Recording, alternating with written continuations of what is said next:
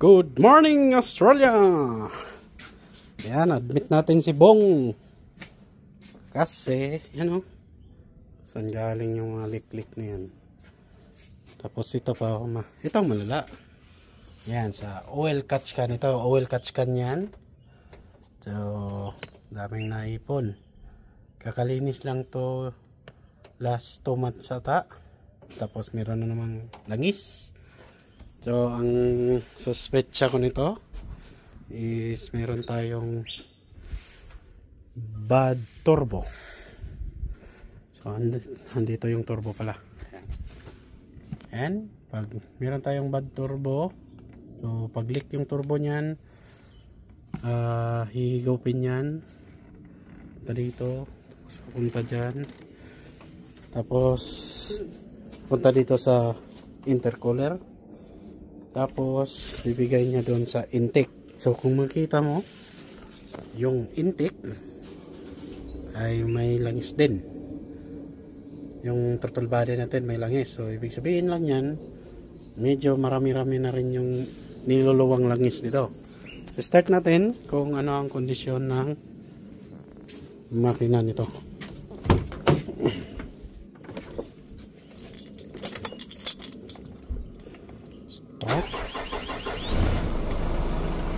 Yan.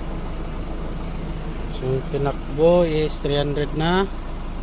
So history nito, nagtap overall kami pero yung ano nito,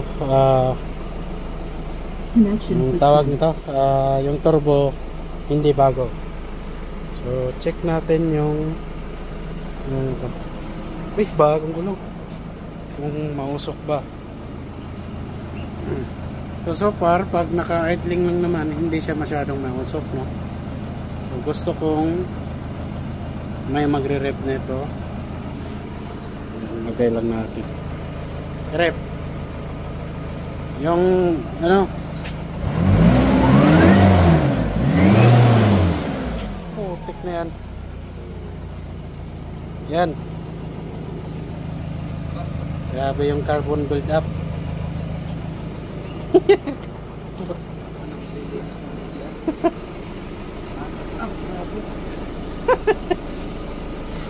Di ba? Ang dumi. Ayusin mo.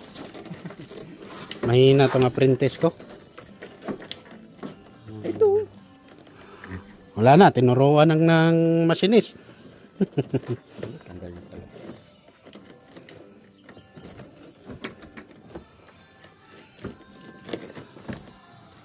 Nahihirapan. Tanggal tayo ng turbo. Laro-laro muna tayo. Oh, galing. Yung apprentice ko, nasa na? Ba't wala dito? Nagkakape pa. Bira. Papausok pa. Sus, ang daming langis. Yan o. Bira yan. Parang yummy hotdog may tumi. Sa inyo eh. Oo. Kahit yung mga beach nila sa Darwin. Oo. 10,000 eh. Nakita mo yung mga nagbablog sa Darwin, yung kahit sa beach nila, nag-fishing sila, tapos ang ano sa kanila, buhaya. Oo. Kahit sa mga ilog, sa mga ano, mga daming buhaya din eh. Kaya pag nag-fishing talaga dun, nakalagay lagi eh, beware of, ano eh, alligator. Maliliit, tapos may crocodile, alligator. Beware of crooks. Hindi ba beware? Dadal natin yan. Beware of LTO. Saan yung imbudo? Alam mo, imbudo. Wow! Wow! Galing ng washing machine. Kunti pa. Sige, konti pa.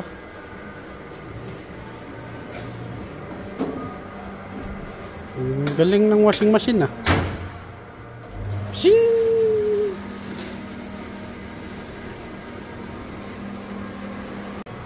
Okay, pangalawang salang. Oh! Usok pa.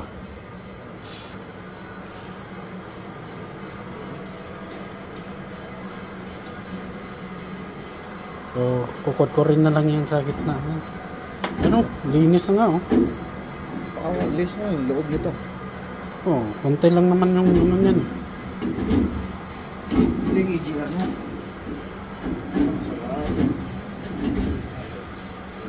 Oo. Kailangan pakot ko din. Kukurin ko na lang yun. Finalize. Pero kahit hindi pa ito yan, okay na yan.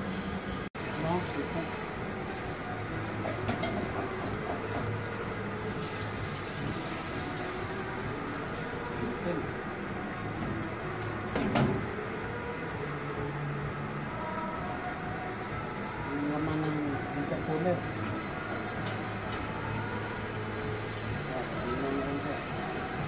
Malinaw na.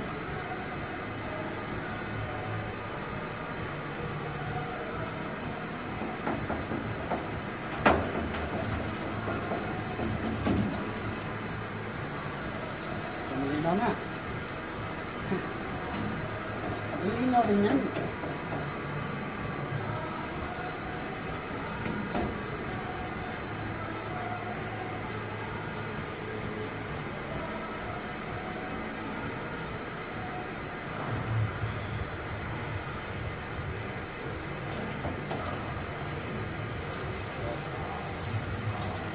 Malinaw.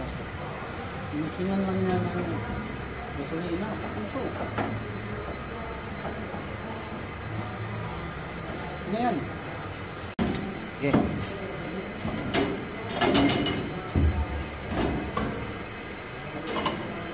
Ayan, release na ako. Ito. Linisin ko na lang to. Final. Ito still lang itim lang. Pero tingnan nyo. Ayan, tanggal na. Okay? Yan lang paglinis niya. Okay, meron tayong hinog dito na turbo. Lugit natin dito sa nabara na to. Sana nga, full blast na to. Magiging wild na to. Bagong turbo, bagong cleaning yung intake, manifold, EGR cleaning, tapos intercooler turbo cleaning tayo. Okay, palitan lang natin ng bagong seal.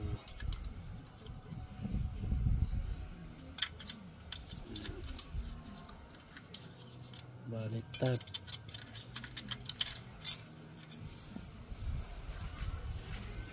Okay, tapusin natin siya dito.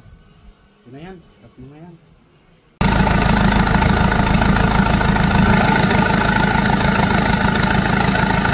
Up! Sarap.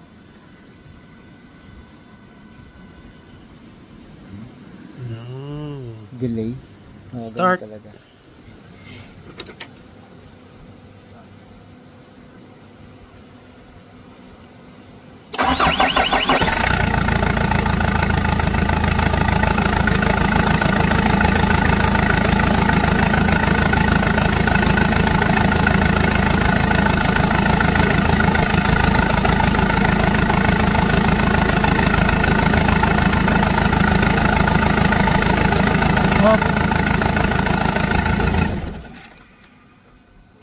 Ignition on lang.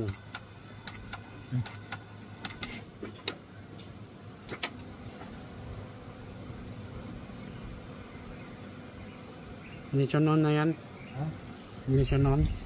Hawak. Ba't ang tagal ng cramping mo? Ha? Nang? Yung start mo. Normal eh. Nagtanggal tayo ng ano eh. Huwag kang mag-alala. Masyado ka naman ano eh. Relax. Okay, performing AGR actuation. So that's our AGR valve on the Nissan. And then let's try to upload the one kick down. See, it's moving.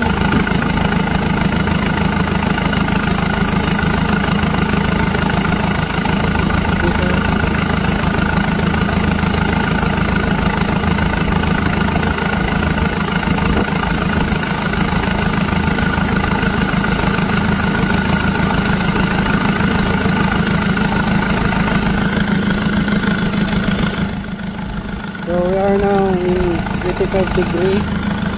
So going This is the maximum value, and we will do a quick down.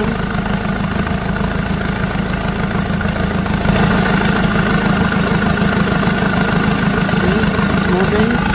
So that's the indication that our AGR now is relearned. So I did relearning in AGR through this scanner, and then do the actuation test. So last time I can connect this AGR with this launch, but here on the FCAR scanner we can do AGR relearn, and then DPF learning, and then also actuation test, both of this. So now I have 100% that this AGR is working.